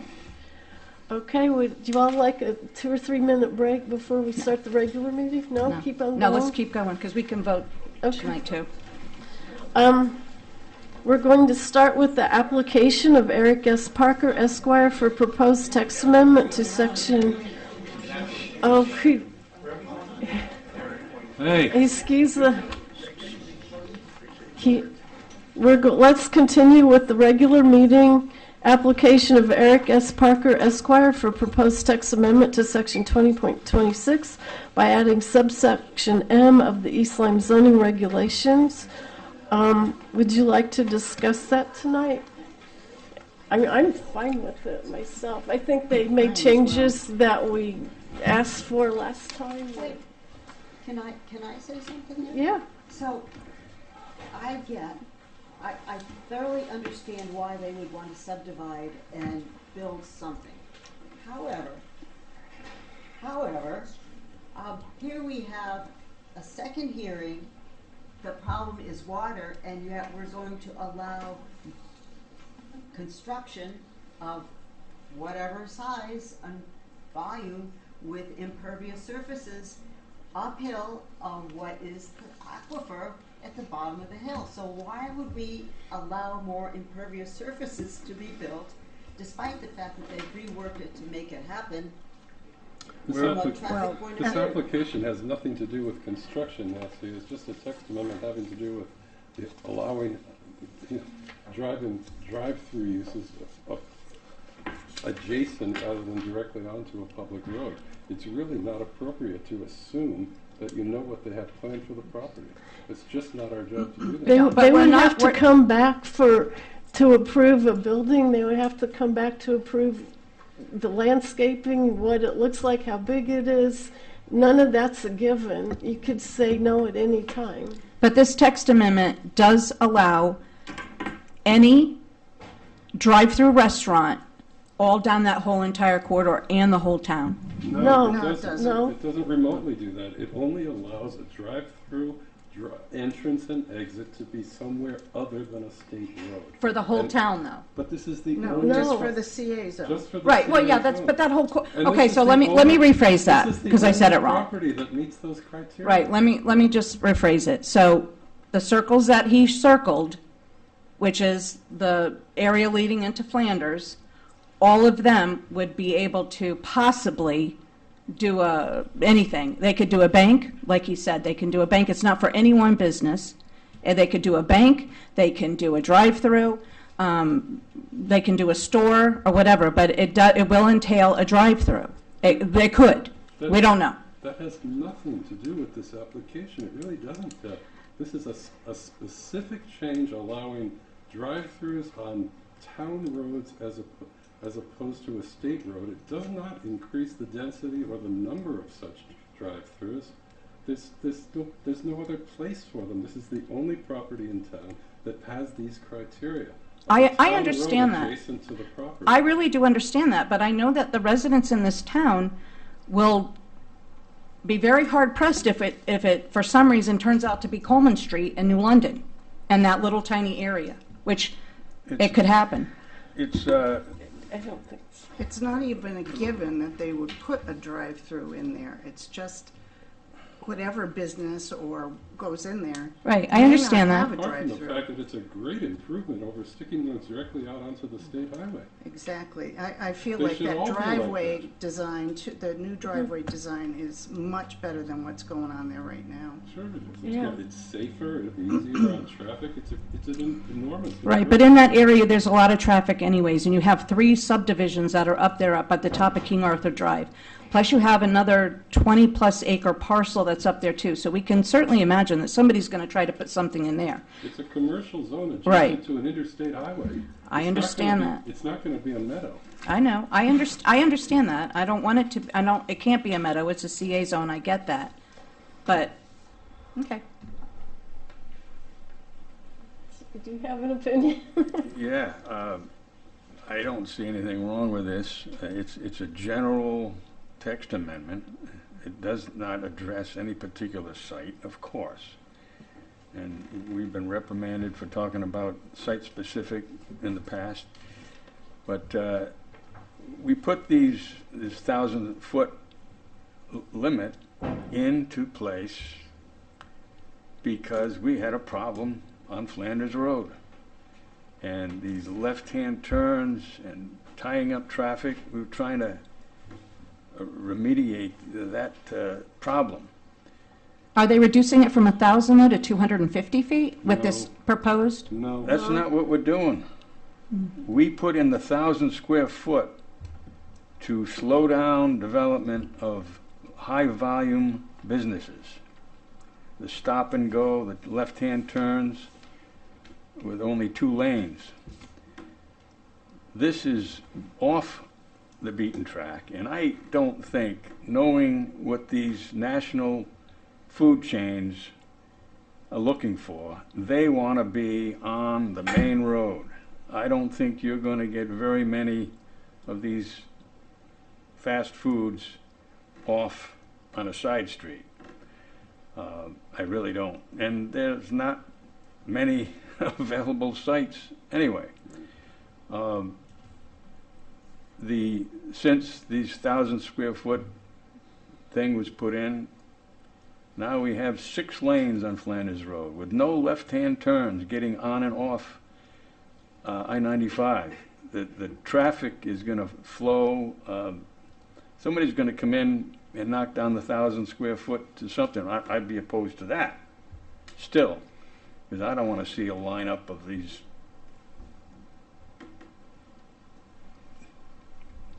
things. But,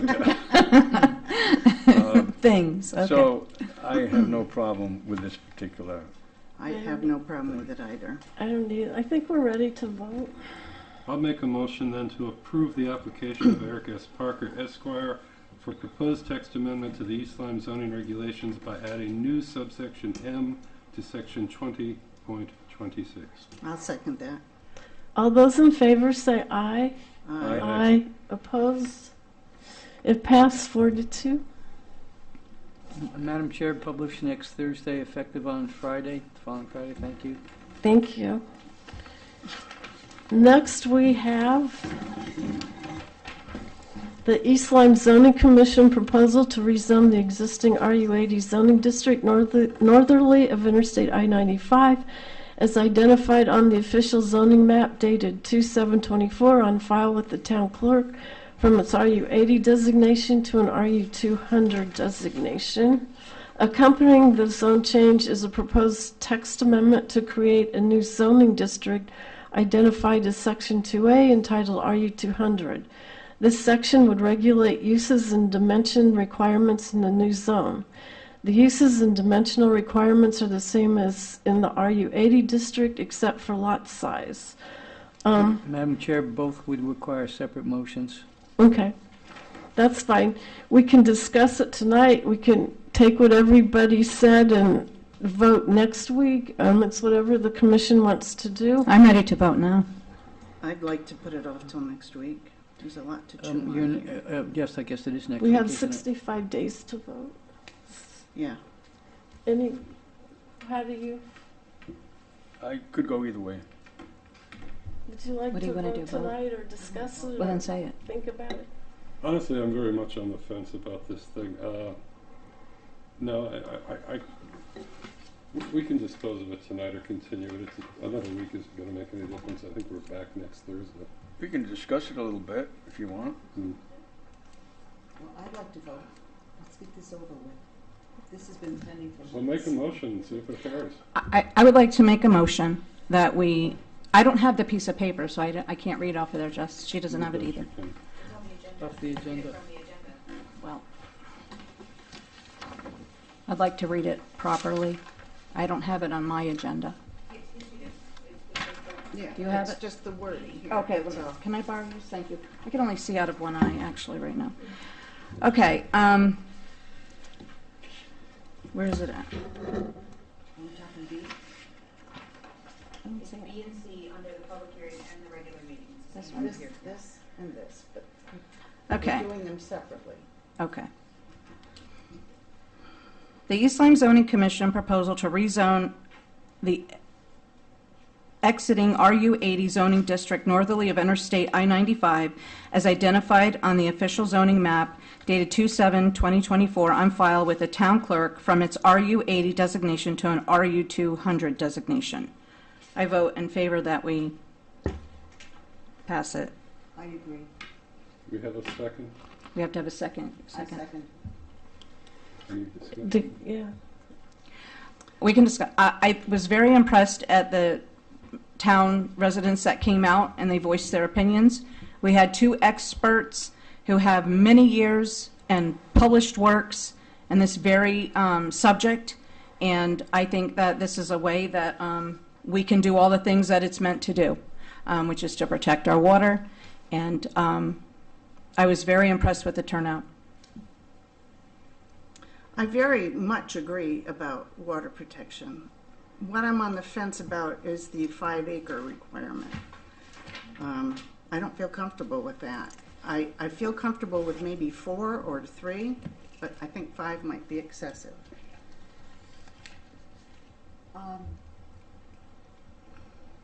When there was a group of people that got together when the town purchased the Monsterway property, and they were all worked up, God forbid, they were all worked up that someone would profit from that property's purchase through the town.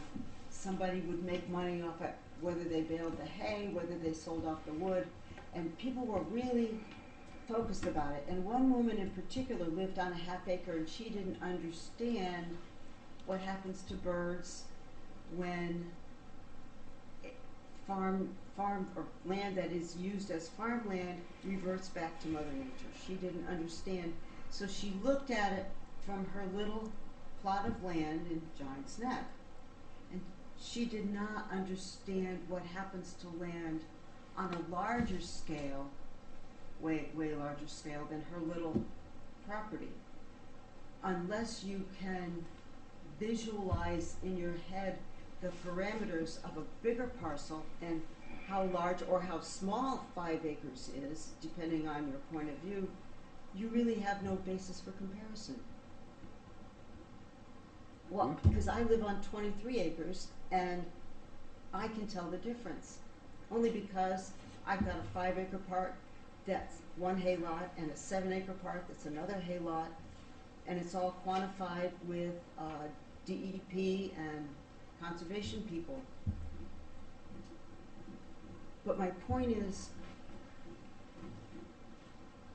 my point is that unless you know how large 5 acres is or how small 5 acres is, you can't visualize it. You can't go into subdevelopment and say, geez, that's a 2-acre parcel, because besides the fact that the house blocks it all, you can't quantify in your head how much or how little it is.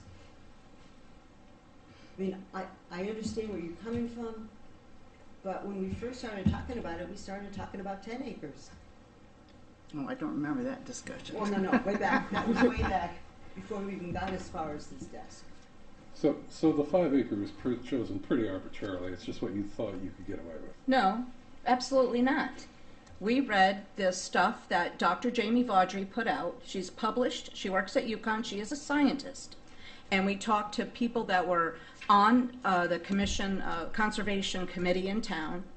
And we were like, okay, we read the stuff. Nancy and I did over 200 hours of research. And it all said that if you have the more that you have, the better off it's going to be. And 5 acres was, I mean, it was like the going. And then also, too, when they did this with Patagonia, back in 1999, when the other towns did it, too, 5 acres was a common thing. With Waterford, they did 5 acres. So that's what we went with. I mean, it didn't seem invasive. And by tonight, the show of people that showed up, how many people were notified, Bill? Or Jessica, how many people were notified? And look at how many people came, and they didn't seem to have a problem with it. They encouraged us to do it. You have a young kid coming up here asking to protect the future for him. This is water. We're not talking, anything. I mean, we have to have it. So We just didn't just pick it out. We looked at research, we looked at all the stuff, which I've been submitting, Nancy's been submitting for the past over 2 months, 3 meetings to all the commissioners for all this data. And when you look at the wells, at the 6 of them, and you look at number 5, that's not even contaminated at all. That speaks volumes. That cannot be ignored. 5 acres will help that. 5 acres will maintain that, because 5 years from now, we're not going to be able to do anything. One of the greatest points made tonight, I think, was, I forgot which, it was one of the scientists indicated that you want to talk about reduction in property values. You destroy the water, your property won't be worth a heck of a lot. We can do the math and talk to appraisers from here to kingdom come, but they don't seem to come up with an answer. According to Nancy, she couldn't get a real commitment out of anybody. So that's your answer, I think. I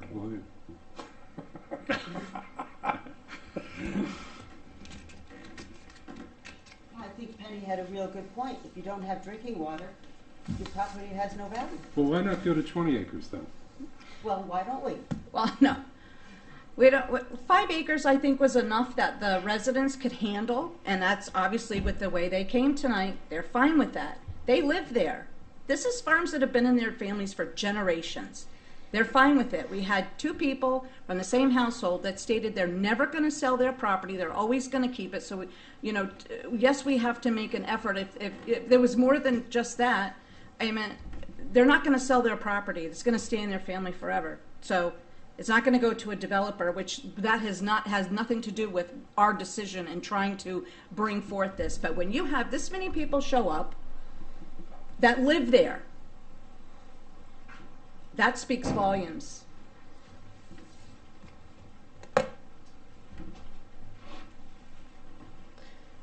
Everybody got notified. Just how many people were notified? Oh, we send out the legal notice. Was it like 200 people that are affected up there? Okay. Yeah, I think it's somewhere around 200. All right, Plus so or out of minus. 200 people that knew about this hearing tonight, And it was advertised in the press. right, and these are the ones that showed up. And I think that, this just further strengthens that, sometimes we have to do the right thing and hope that it's the right thing, that our hearts are in the right spot, and I think this time it is. I don't live up there, so all I know is that according to the POCD and according to zoning regulations, we have a commitment to protect the town's drinking water. That is what we're supposed to do. The POCD says that we're supposed to do it. They make recommendations, and the zoning regulations, we're supposed to do it, so. I mean, I'm definitely not a water expert, so I'm relying on what I've heard tonight from the experts in the room that came. My question, as I asked earlier, was why that exact number of acres? And it'd be interesting to see, like, this many acres would protect this much, this many, acres. Right. How many properties are actually going to be affected? How many undeveloped properties are there between 2 and X acres that'll actually be affected by this? And what's the potential for development if we do nothing as opposed to what this will accomplish? And that's completely open-ended. We have no way to quantify it because we don't know what might be proposed. Well, other towns have 5 acres. I don't think that 5 acres is going to hurt. Yeah, I've heard you say that a number of times. I'm not opposed to the goal here, but I find this proposal to be heavy-handed, arbitrary, and I think there are better ways of approaching protecting the water system through building practice, not allowing the use of salt. We can disallow paved driveways. We can not allow people to put in tennis courts. There's a lot of things you can do in building practice and general business practice. Then why haven't we done it when we have 5 wells that are already contaminated? Why have we not done it? In the years that everybody's been sitting up here, why have we not done it? I'm going to be opposed to this. I'm sorry, I just don't think... No, don't be sorry, that's your opinion. I don't think it's well thought out. I appreciate the goal, I appreciate protecting the aquifer. I mean, if it were up to me, we would build nothing uphill from a sensitive body of water. But this is an awful lot of ground to cover with a very arbitrary and very sweeping regulation, and I think it's just overdoing it. So are we doing the vote, Chairman, Madam Chairman? We have it on the floor to vote. I personally wish we could continue it to next time, but That's my opinion too. Not mine. We've spent months. Yes, so we could probably spend a couple of weeks thinking about it. I think that's fair. You've known about this for months, why haven't you followed it? If you I want to think we all have followed it. if you want to push the motion, go ahead and do it. I don't know what other information we can bring forward except for 2 experts that came here and the residents that came here. I've given all my information that I could come up with. I'm not an expert. I'm going to follow the experts that were here. So I don't know what else I can bring to you guys, or Nancy could bring. I just like time to look at the charts and graphs that were passed out and reread the letter that the attorney wrote. That's just me, but Well, we have a motion in a second, we have to deal with that. I'd like to say one more thing. We put the notice out to the public, 200 people, whatever. The people have spoken. The experts have spoken. 200 hours of work by those 2 ladies, which is commendable. And I think we have a good thing here. I think it's the thing to do for the future of the town. Okay, so my vote is yes. My vote is yes. Yes. Did you call the vote? yes, She did. Okay. yes. I'm voting yes, but I'm uneasy about it. For some of the reasons Mike had mentioned, but because of everyone that came out tonight that lives in the area, it was overwhelmingly for it. So I'm voting yes. Yes. I'm opposed. So it passed 5-1. Thank you, everyone.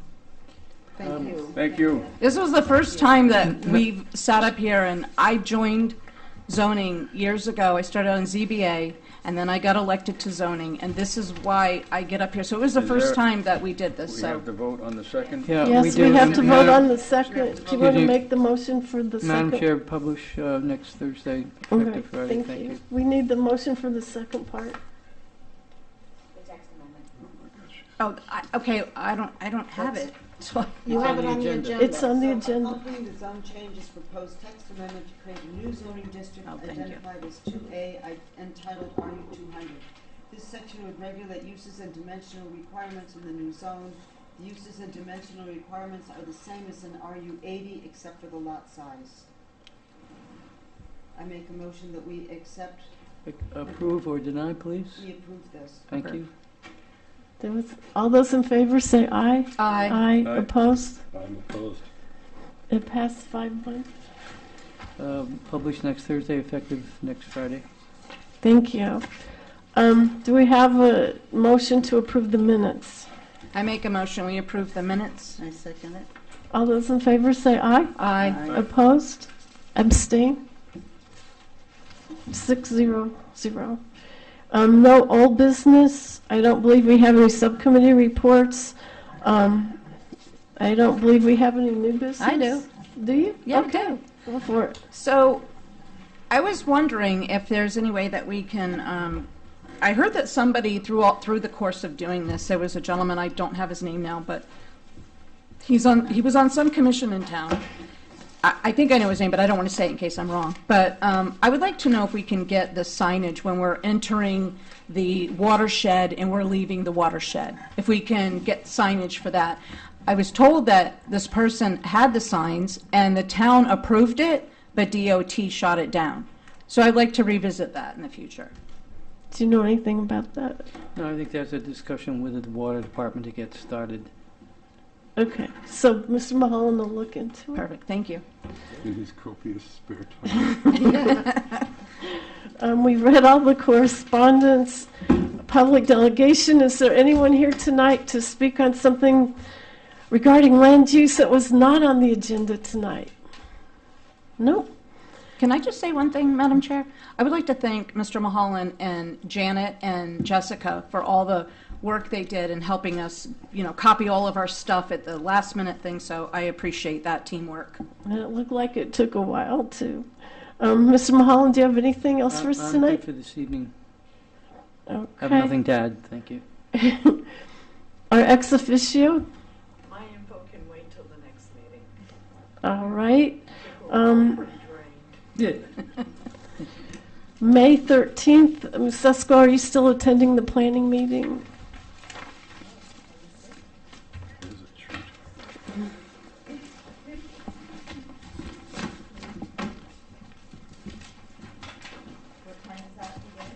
7 o'clock, I believe.